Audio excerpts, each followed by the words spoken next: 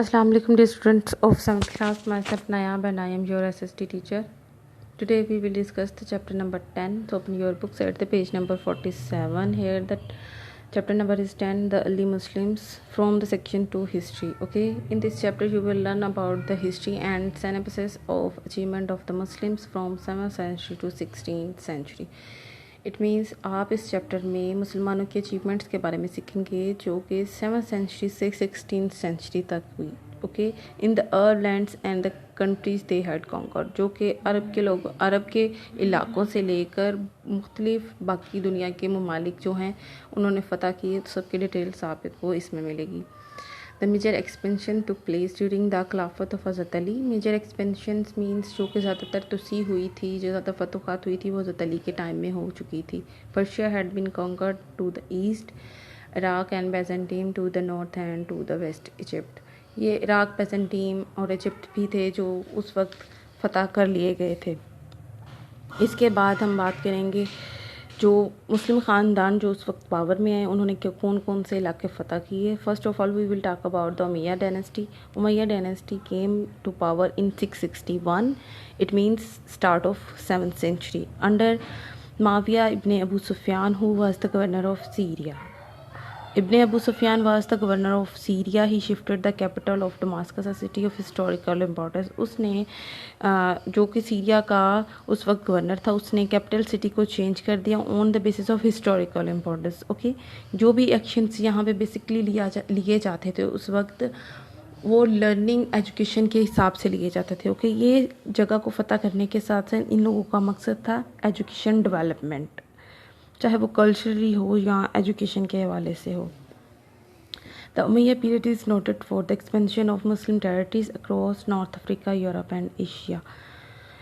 जो कि उमैया ख़ानदान है, जो उमैया ख़ानदान का पीरियड जो सारा गुजरा है, उनकी एक्सपेंशंस उनकी मुस्लिम टेरिटरीज़ में जो उन्होंने एडिशन किया था वो North Africa, Europe and Asia का था. Bukhara and Samarkand also became under the Umayya rule. ये दो इलाके भी मुसलमानों के अंडर रूल आ गए थे. Okay, in this picture you can see the Umayya conquers and the Umayya success from 1661 to 750. फिर उमैया ख़ानदान का जो रूल था वो 17th century के स्टार्ट से लेकर 8th century के मिड तक रहा था. यानी कि 750 means mid of 8th century. Okay, now the Arab conquered Spain and even invaded Islam. मुसलमान अरबों ने ना सिर्फ स्पेन को फ़तह किया बल्कि फ़्रांस पर भी हमला कर दिया. They were defeated at the battle of Tours in 732. लेकिन 732 की जंग में उनको शिकस्त का सामना करना पड़ा. The Muslim presence in Spain became stronger when the Umayyad established their rule.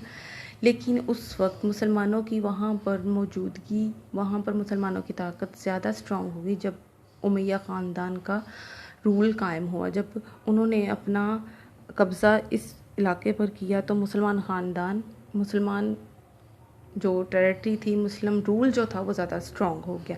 They made Cordoba their capital and made it one of the finest city in the world. उस वक्त उन्होंने इस जगह को फ़तह करके स्पेन को, कॉर्डोबा को वहाँ का कैपिटल बनाया, क्योंकि education, science, medicine, art and culture furnish in Muslim Spain. क्योंकि उस वक्त स्पेन डेवलप कंट्री था एजुकेशन, साइंस, मेडिसिन, आर्ट के हवाले से. And the Cordoba's university was the largest and the best institution of that time.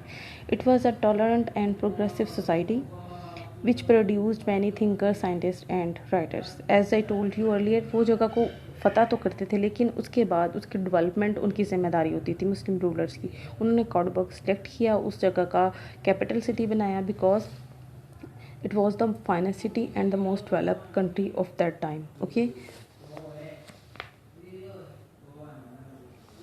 इसके बाद हम बात करेंगे 8th century के बाद द अब्बासी डायनेस्टी. ओके,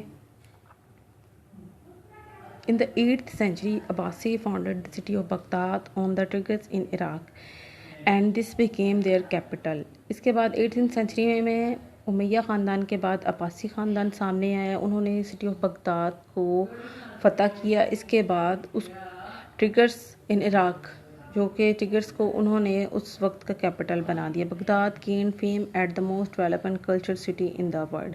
और उस वक्त बगदाद ने दुनिया में सबसे ज़्यादा डेवलप, सबसे ज़्यादा तरक्की याफ्ता और तहज़ीब व सकाफ़त के लिहाज से बहुत ज़्यादा फेमस, उस वक्त का बहुत ही मशहूर शहर था उस वक्त के। Okay, in Islamic history Abbasi period is known as the age of wealth and culture. इस्लामी हिस्ट्री में अगर इस्लामी तारीख़ की बात करें तो अब्बासी दौर जो है वो वेल्थ एंड कल्चर के नाम से जाना जाता है, यानी कि उस वक्त का, यानी कि दौलत और तहज़ीब व सकाफ़त में इस ख़ानदान की वजह से बहुत ज़्यादा डेवलपमेंट हुई। Learning and education in all fields were encouraged. Learning को, एजुकेशन और इसके अलावा बाकी तमाम फील्ड्स में, यानी कि सिर्फ एजुकेशन के हवाले से नहीं, जो इंसान जिस भी इंसान में जो भी हुनर था उसको आगे बढ़ाने के लिए इनकरेज किया गया। जिस इंसान में जो अहलियत थी, जो सलाहियत थी, उसको उसी हिसाब से इनकरेज किया गया।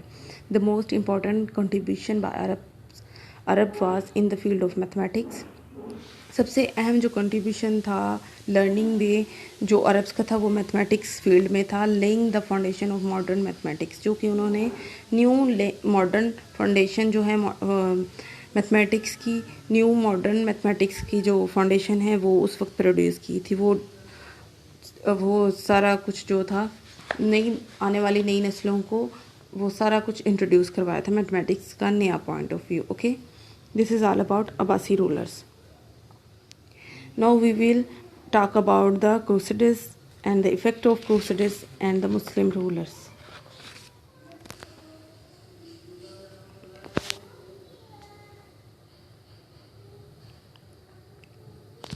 Yes, here. One of the most important, now we will talk about, after that Abbasi rulers, there came the time of Salahuddin.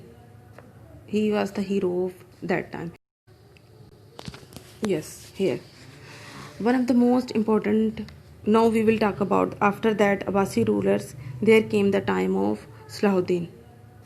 He was the hero of that time. One of the most important leader of this period was Salahuddin Ayyubi. Salahuddin Ayyubi जो था Muslim Islamic history की achievement का एक बहुत ही सुनहरी दौर है। He ruled over Syria and Egypt and recaptured the Jerusalem from crusaders. Salahuddin Ayubi ने सीरिया और इजिप्ट यानी कि मिस्र पर और सीरिया पर हुकूमत की। उसके बाद जेरूशलम को जो है क्रिश्चियंस से वापस भी ले लिया था, वापस फतह कर लिए थे। He set up schools and colleges and hospital and recommended as the hero of his time.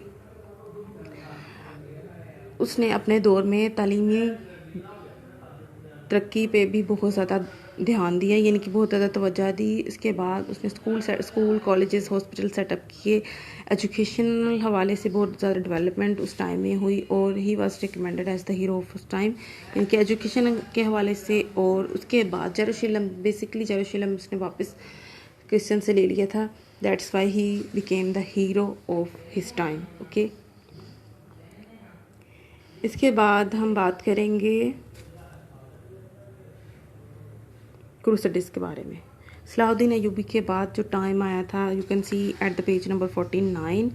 सबसे पहले हमने बात की सलाहुद्दीन अयूबी की, क्योंकि सलाहुद्दीन अयूबी के बाद जो है सलाहुद्दीन अयूबी और क्रूसेडर्स का टाइम बिल्कुल साथ साथ चल रहा था।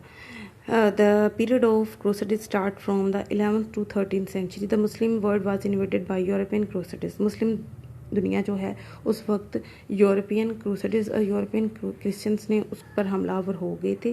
These Christian fighters were called crusaders. इन लोगों को, क्रिश्चियन फाइटर्स को क्रूसेडर्स कहा जाता है। ओके, इसके बाद हम डिस्कस करेंगे effects of crusaders and Muslim rulers. Basically ये जो रूलर्स की बात करें हम, क्रिश्चियन रूलर्स और मुस्लिम रूलर्स, इन लोगों के आपस में इंटरेक्शन से पॉजिटिव डेवलपमेंट, पॉजिटिव चेंजेस भी आए थे। वो क्या थे? Extensive change of knowledge and ideas. इन लोगों ने आपस में नॉलेज एंड आइडियाज़ शेयर किए, एक दूसरे से बहुत कुछ सीखा। मुस्लिम अरब्स ने अपने डिफरेंट कंट्रीज़ को, डिफरेंट जो टेरिटरीज़ को कॉन्कर करते करते, मुख्तलिफ जगह को फ़तह करते, वहाँ की पॉजिटिव चीज़ें अडॉप्ट करते रहे। जहाँ जहाँ तलीम, तहज़ीब व तमद्दुन का और कल्चर के हवाले से जहाँ पर डेवलपमेंट, वो सब कुछ मुसलमानों ने अडॉप्ट किया। और उसके बाद जब क्रिश्चियंस की बारी आई तो उन लोगों ने क्रिश्चियंस को, जो लोग थे, उस टाइम के क्रूसेडर्स थे, उन्होंने मुस्लिम लोगों से क्या सीखा?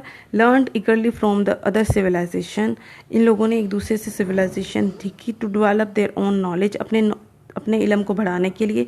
And the European learn from the Arabs, और अरब लोगों ने भी मुसलमानों से बहुत कुछ सीखा। इसके बाद स्टूडेंट्स क्रिश्चियंस के बाद क्रूसेडर्स के पीरियड के बाद जो हम बात करेंगे at the page number 50, here the other important dynasties during these centuries वर।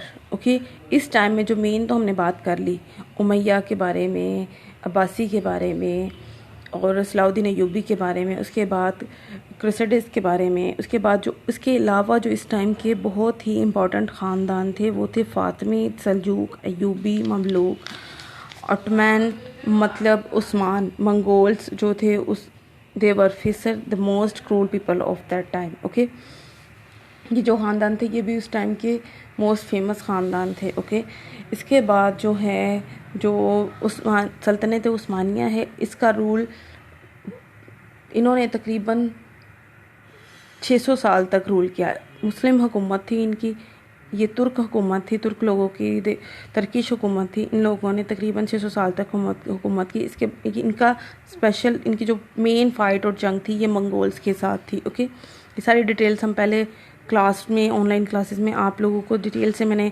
बता दी हैं। ये मंगोल्स का जो लीडर था चंगेज़ ख़ान था, और हलाकू ख़ान, चंगेज़ ख़ान और Hulagu Khan, they were the most cruel people of that time. कोई ये औरतों और बच्चों, मर्दों के साथ साथ औरतों और बच्चों को भी इन्होंने मारने में बिल्कुल पीछे नहीं हटे। ओके, मुसलमानों का था कि बस लड़ाई झगड़ा या जंग होगी तो सिर्फ मर्दों के दरमियान में होगी, लेकिन मंगोल्स ने बच्चों तक को नहीं छोड़ा।